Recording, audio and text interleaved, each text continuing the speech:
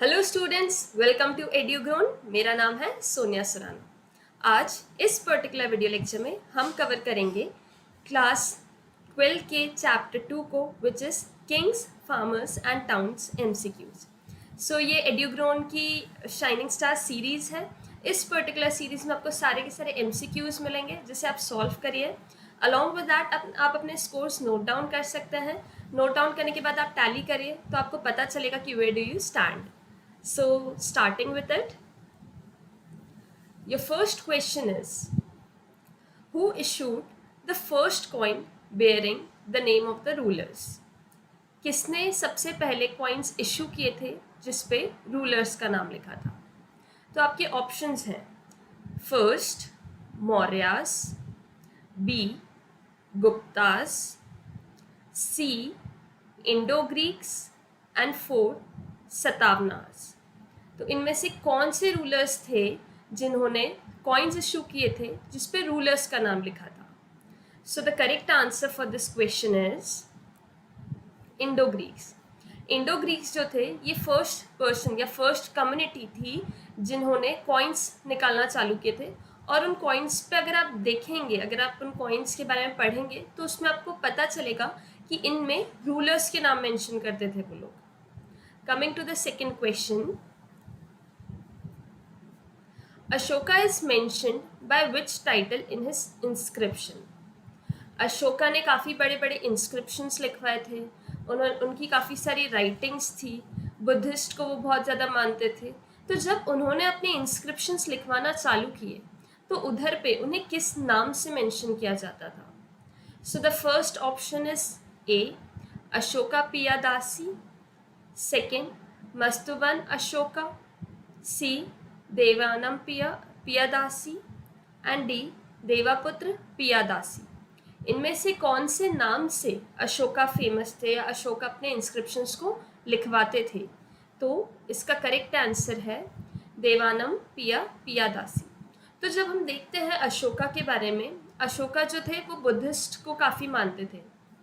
साथ ही साथ में उनको बुद्धाओं की टीचिंग इतनी पसंद आई कि उन्होंने अपने आप को कन्वर्ट कर लिया और वो अच्छे इंसान की तरफ बनने लगे। लाइक किंग थे, किंग पहले बहुत ज़्यादा एग्रेसिव थे, बट धीरे धीरे करके उनको रियलाइज़ हुआ कि आपके आसपास के लोग, आपके एल्डर्स, आपके स्लेव्स, ये भी कितने ज़्यादा रिस्पेक्टफुल और इम्पॉर्टेंट पर्सन है सोसाइटी में और हमें इनकी रिस्पेक्ट करनी चाहिए।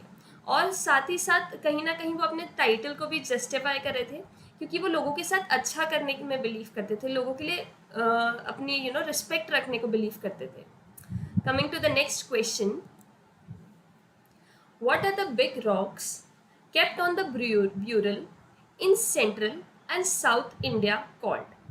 जो रॉक्स रखे गए हैं ब्यूरल के ऊपर सेंट्रल और साउथ इंडिया में मिले हैं, उन्हें इनमें से क्या कहा जाता है? First northern black polished where, second pillars, fourth boulders and boulders. I'm repeating the option: A northern black polished ware, B pillars, C boulders, D megaliths। तो इनमें से क्या बोला जाता है उन्हें? So the correct answer is megaliths। उनको megaliths बोलते हैं।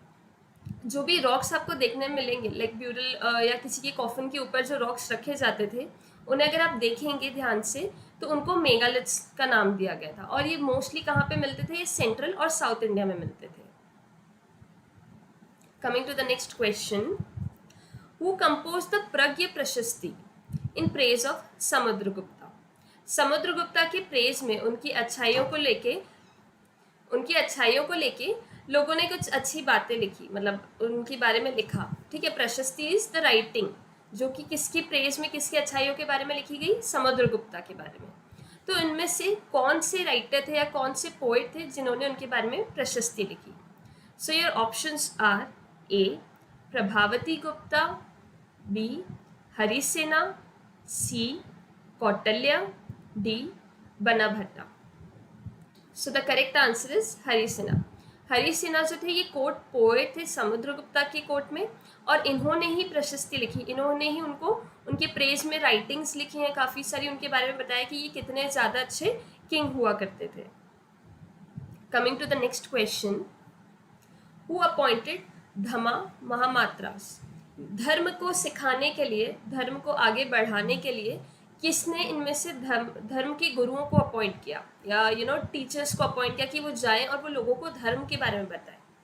So your options are A Ashoka, B Harisena, C Kautilya, D Banabhatta. So the correct answer is Ashoka. Ashoka ही वो इंसान थे, अशोका ही वो किंग थे जिन्होंने रियलाइज़ किया कि रिलीजन बहुत ज़्यादा इम्पॉर्टेंट है। जैसा कि हमने देखा, रिलीजन उनके लिए बहुत ज़्यादा इम्पॉर्टेंट था, उनके लिए लोग काफ़ी इम्पॉर्टेंट हो गए थे एक टाइम बाद। जब उन्होंने वॉर लड़ा था तो वॉर में उन्होंने इतना ज़्यादा डिस्ट्रक्शन देखा कि उनको रियलाइज़ हुआ कि लोग जो है वो काफ़ी ज़्यादा इम्पॉर्टेंट है, उनको हमें सेव करना है, हमें अच्छे कर्म करने हैं। इस तरह से उनका एक सोच बनी और उन्होंने इसी के लिए धमा महामात्रस को अपॉइंट किया, जहाँ पे वो जाके टीचिंग्स देते थे कि आपके घर में एल्डर्स को कैसे ट्रीट करना है, स्लेव्स को कैसे ट्रीट करना है। और इंस्क्रिप्शंस के बारे में तो हमने देखा ही है कि अशोका ने अपने इंस्क्रिप्शंस भी लिखवाए थे। Coming to the next question, who founded the Mauryan empire? इनमें से किसने मौर्यन एम्पायर की स्थापना करी? So your options are A Chandragupta Maurya, B Ashoka, C Kautilya, D Banabhatta. इनमें से जो मौर्यन एम्पायर है उनके फाउंडर थे चंद्रगुप्त मौर्य। चंद्रगुप्त मौर्य जो थे उन्होंने मौर्यन एम्पायर की स्थापना की। इन्होंने ही एक नींव रखी थी जिसकी वजह से मौर्यन एम्पायर आगे बढ़ पाया। और इनमें से जो स्ट्रॉन्गेस्ट थे वो थे अशोका। ठीक है, मतलब नाम जो है वो अशोका का काफ़ी चलता है। Coming to the next question, Sangam is a literature of dash language? Sangam जो टेक्स्ट लिखे थे वो किस लैंग्वेज में थे, या संगम में जो लिटरेचर्स थी वो किस लैंग्वेज को बिलोंग करती थी? So your options are as follows, A Tamil, B Sanskrit, C Marathi, D Hindi. So the correct answer is Tamil. Sangam literature या जो संगम टेक्स्ट थे वो सारे के सारे तमिल लैंग्वेज में लिखे गए थे। Harisena was the court poet of which of the following king? इनमें से कौन से किंग के कोर्ट पोएट थे Harisena? So your options are A Samudragupta, B Chandragupta two, C Ashoka and D Chandragupta Maurya. तो जो हरिसेना थे इन्होंने काफ़ी कुछ राइटिंग्स लिखे हैं जिसके बारे में हम पढ़ चुके हैं। अलॉन्ग विद दैट अगर आप देखेंगे तो ये समुद्रगुप्ता के कोर्ट पोएट थे। ठीक है, समुद्रगुप्ता का जो किंगडम था उधर पे इस उनके कोर्ट के अंदर ये एज अ पोएट काम करते थे। तो इन्होंने ही काफ़ी सारा उनके बारे में प्रेज में लिखा है, समुद्रगुप्ता के प्रेज में लिखा है, जिसको हमने प्रीवियस MCQs में कवर किया था। Coming to the next question, who deciphered Brahmi and Kharosthi script? इनमें से किसने इन स्क्रिप्ट्स को डिसाइपर किया या पहचानने की कोशिश करी है? So your options are A James Prinsep, B Harisena, C Cunningham and D Weller. तो इनमें से अगर हम देखते हैं तो जो ब्राह्मी और खरोस्ती स्क्रिप्ट है वो जेम्स प्रिंसेप ने डिसाइपर की थी। उन्होंने ही बैठ के उसको समझा, उन्होंने ही बैठ के उसको पढ़ा और उन्होंने मीनिंग डिपिक्ट करने की कोशिश की। अगर किसी स्क्रिप्ट में कुछ लिखा है या कुछ चीज़ें मेंशन है तो वो जेम्स प्रिंसेप है जिन्होंने बताया कि उसमें क्या लिखा गया है या क्या चीज़ को मेंशन किया गया है। Coming to the next question, which was the first capital of Magadh? Magadh का इनमें से कौन सा सबसे पहला कैपिटल हुआ करता था? First Pataliputra, B Kalinga, C Rajgir and D none of the above. सो अगर हम बात करते हैं मगध के बारे में तो उसका सबसे पहला जो कैपिटल था वो था राजगीर। ठीक है, राजगीर के बाद जो कैपिटल शिफ्ट हुआ था वो था पाटलिपुत्र। और राजगीर का अगर हम बोलते हैं तो Rajgir means the house of king. Rajgir को द हाउस ऑफ किंग के नाम से जाना जाता था। Coming to the next question, okay, the earliest capital of Magadh was Rajagaha which means. ठीक है, राजगीर का नाम राजगह भी है, उसका मतलब क्या होता है? अगर हम बात करें मगध का जो कैपिटल था राजगृह, उसका मतलब क्या होता है? So your options are A house of king, B house of people, C house of animals, D none. So the correct answer is house of king. जो राजगृह है उसको बोला जाता था हाउस ऑफ किंग, जहाँ पे किंग खुद रहते हो, किंग का घर जो हो. Coming to the next question, how many Mahajanapadas were there? Total जो हमने महाजनपदास देखे, जो महाजनपदास थे वो ऐसे जगहें थी जो काफ़ी ज़्यादा पावरफुल थी, ऐसे प्लेसेस जो काफ़ी ज़्यादा पावरफुल थे, जहाँ पावरफुल किंग रहा करते थे, और उधर पे फाइट करना would be a difficult thing और डिफ़िकल्ट थॉट. तो टोटल कितने महाजनपदास थे, हम उनके बारे में पूछ रहे हैं. So your options are A 14, B 15, C 16, D 17. So the overall Mahajanpadas were 16. They were 16 in number. इनके बारे में बुक में दिया है. Kindly go through their names as well. Coming to the next question. Which of these was the most powerful Mahajanpada from 6th to 4th century BC? इनमें से कौन सा सबसे ज़्यादा पावरफुल महाजनपदास में काउंट होता था 6th से 4th सेंचुरी के बीच में? So your options are A Kuru, B Magadh, C Kosi, D Avanti. So the correct answer is Magadh.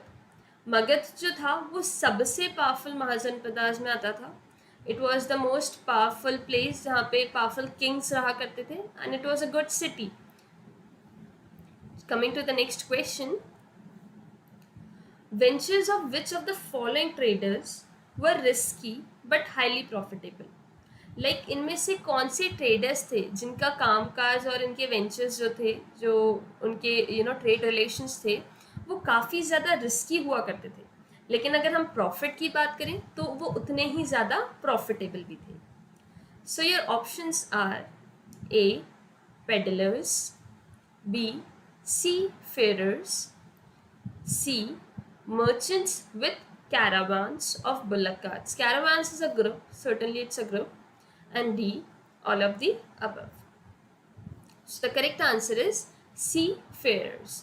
C fears जो थे ये सी के थ्रू इनका ट्रेड हुआ करता था, जो कि काफ़ी रिस्की होता था, बिकॉज आप प्रिडिक्ट नहीं कर सकते कि क्या होने वाला है रास्ते भर. ठीक है, तो ये अपने कमोडिटीज विद अ सी ये लोग भेज देते थे. इनका जो ट्रेड था ये काफ़ी ज़्यादा रिस्की था, but if we talk about the profit, they were more profitable. इनको काफ़ी ज़्यादा प्रॉफिट गेन होता था with their business which they were trekking.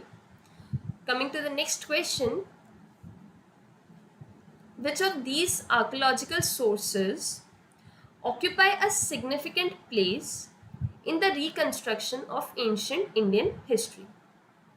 इनमें से दिए गए कौन से ऐसे आर्कोलॉजिकल सोर्सेज हैं जिनका एक बहुत इंपॉर्टेंट प्लेस है इन द रिकन्स्ट्रक्शन, लाइक वापस से रीगेन करने में एंशियंट इंडियन हिस्ट्री?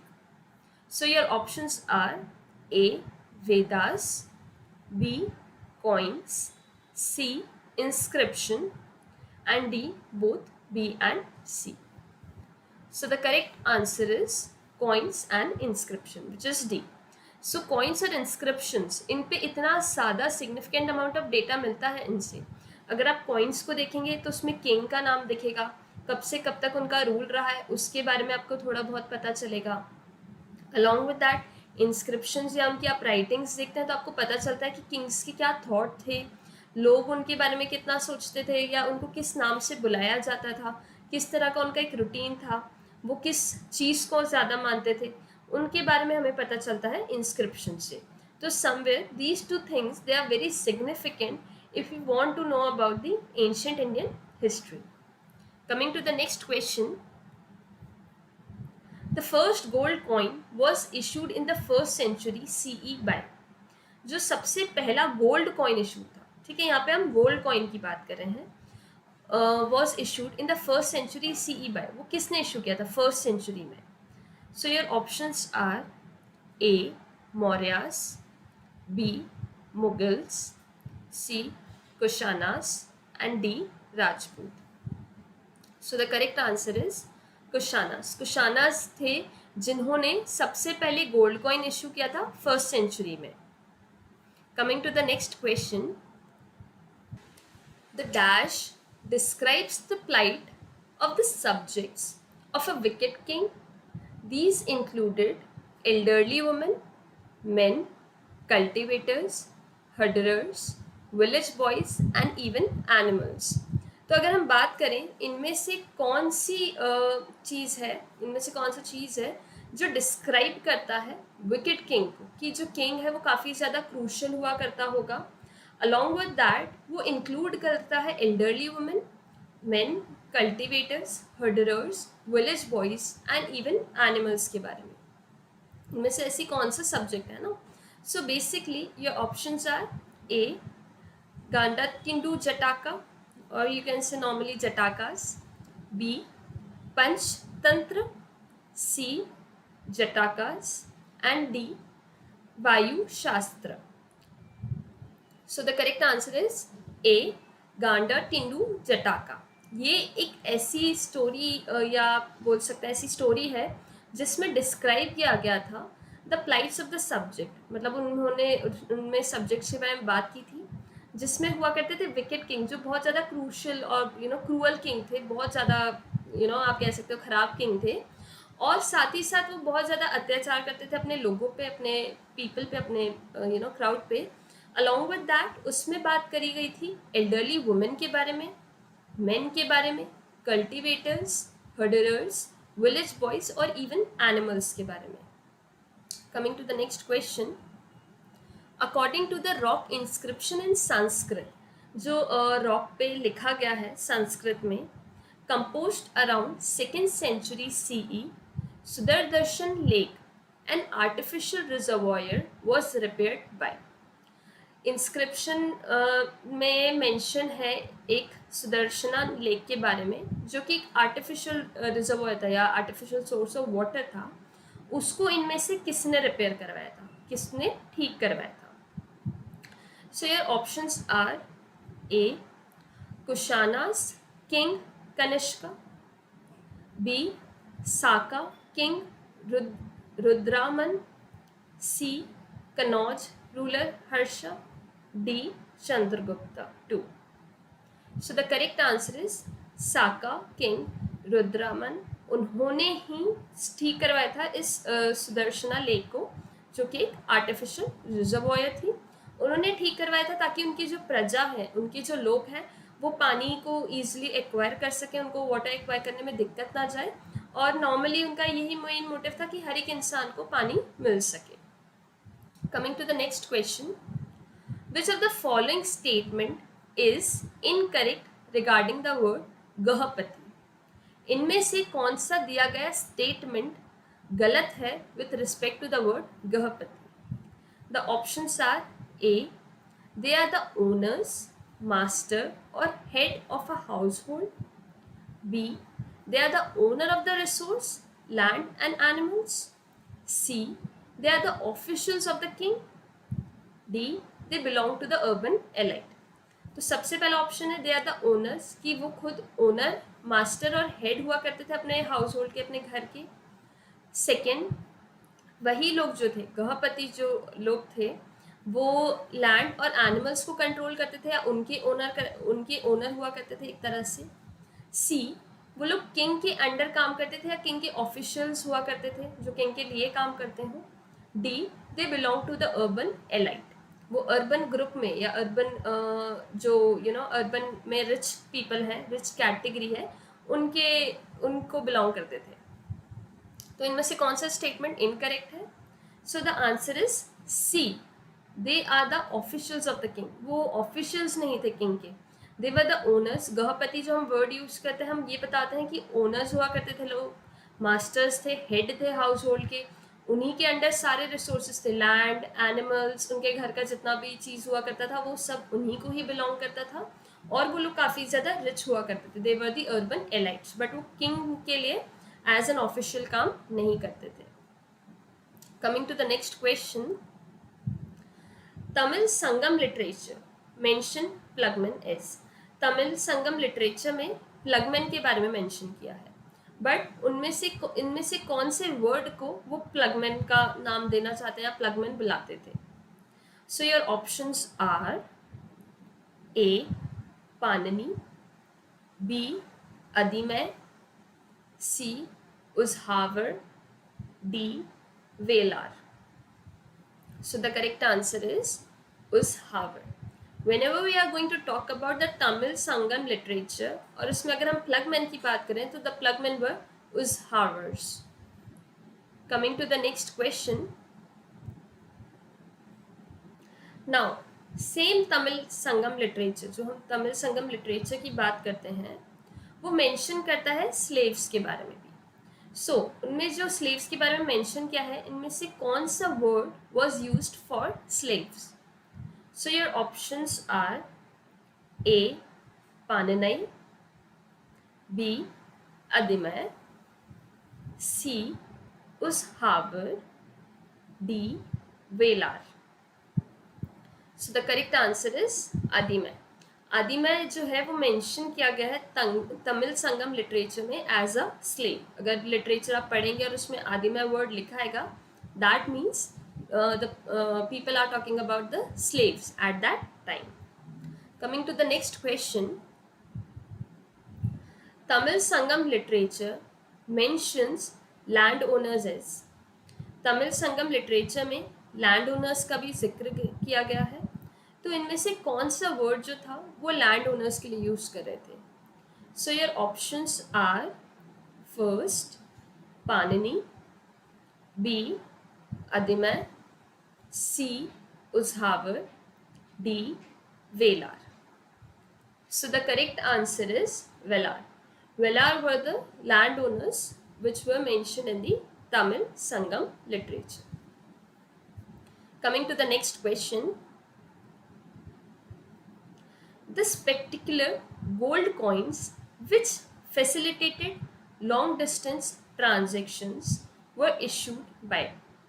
बहुत ही अच्छे गोल्ड कॉइन्स जो ऐसा शो करते हैं कि लॉन्ग डिस्टेंस ट्रेड हुआ करता था, लाइक उनमें से किसने इशू किए थे जिसकी वजह से लॉन्ग डिस्टेंस ट्रेड या ट्रांजेक्शन्स देखने को मिले हैं?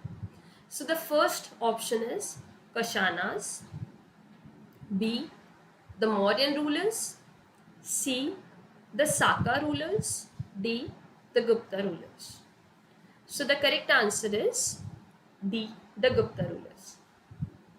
गुप्ता रूलर्स ने जब ट्रेड स्टार्ट किया था, उन्होंने जब कॉइन्स बनाए तो वो एक तो बहुत ही अच्छे थे. लाइक फर्स्ट टाइम ऐसा था कि जो गोल्ड कॉइन्स थे वो काफ़ी ज़्यादा अच्छे बने थे, स्पेक्टिकुलर. मतलब उनको देख के ऐसा लगे कि wow what an amazing coin that was.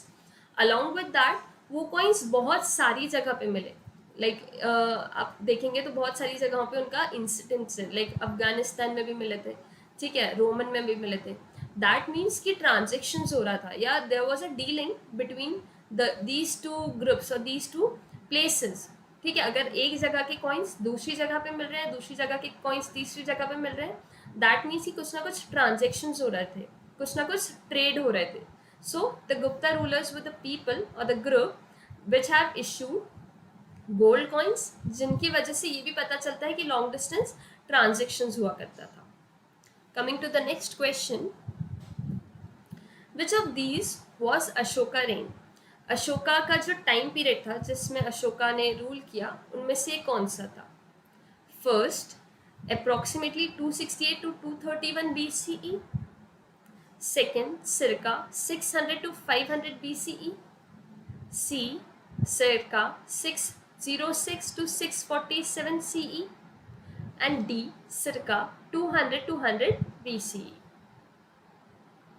Here C stands for approximately. So approximately 268 से 231 BCE के टाइम पीरियड में अशोका का टाइम पीरियड रहा या अशोका ने रूल किया था. Coming to the next question. Which of the following problems do the archaeologists face while deciphering the inscriptions? जब आर्कोलॉजिस्ट बैठते हैं इंस्क्रिप्शंस को डिसाइफर करने के लिए या उसके बारे में पता करने के लिए कि उसमें क्या लिखा है, तो उन्होंने कौन कौन सी प्रॉब्लम्स को इनमें से फेस किया या उन्हें क्या प्रॉब्लम आई जब वो इंस्क्रिप्शंस को डिसाइफर करने के लिए बैठे, ढूंढने के लिए या पता करने के लिए कि क्या लिखा गया है. So your options are A damaged letters, कि जो इंस्क्रिप्शंस में लेटर्स थे वो डैमेज्ड थे, दिख नहीं रहे थे. सेकेंड फेंट लेटर्स मीन्स कि वो दिख नहीं रहे थे, है ना, the letters which they were not properly visible. C exact meaning of the words used in inscriptions, कि जो इंस्क्रिप्शन में वर्ड लिखा गया है उसका एग्जैक्ट मीनिंग क्या है. हो सकता है कि उस टाइम पे वर्ड का मीनिंग कुछ और हो, अभी उस वर्ड का मीनिंग कुछ और हो, तो ये भी एक इशू था, एक प्रॉब्लम था. And D all of the above. So the correct answer is all of the above. जब आर्कोलॉजिस्ट बैठे डिसाइफर करने के लिए इंस्क्रिप्शंस को, तो उन्हें डैमेज लेटर्स भी मिले, फेंट लेटर्स भी मिले. अलॉन्ग विद दैट मीनिंग में कन्फ्यूजन था कि उस टाइम पीरियड पे क्या मीनिंग हुआ करता होगा और अभी क्या मीनिंग है, तो उसको पता लगाने में उन्हें थोड़ी मुश्किल हुई. Coming to the next question. James Prinsep was able to decipher Ashokan Brahmi in the air. James Prinsep ने अशोकन ब्राह्मी डिसाइफर की थी, ये हमें पता है, बट इन्होंने कौन से एयर में उसको डिसाइफर किया था.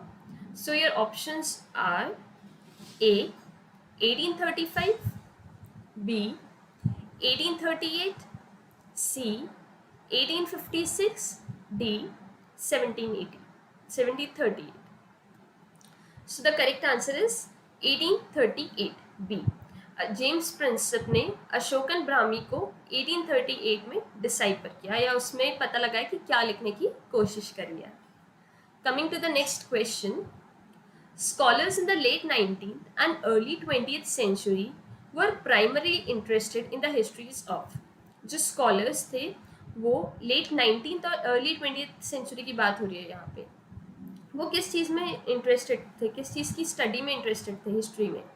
So your options are A kings, B travellers, C inventions and D none of the above.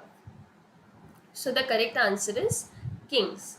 जो भी स्कॉलर्स ने स्टडी की है लेट 19th और अर्ली 20th सेंचुरी के बारे में, तो वो लोग किंग की हिस्ट्री के बारे में जानने में इंटरेस्टेड थे. उन लोगों को किंग के बारे में जानने का ज़्यादा शौक था, ऐसा बोल सकते हैं. Coming to the next question. Now scholars in the mid 20th and early 20th century were primarily interested in the histories of. Mid 20 और अर्ली 20 सेंचुरी की बात हो रही है, तो इस टाइम पे स्कॉलर किस में इंटरेस्टेड थे.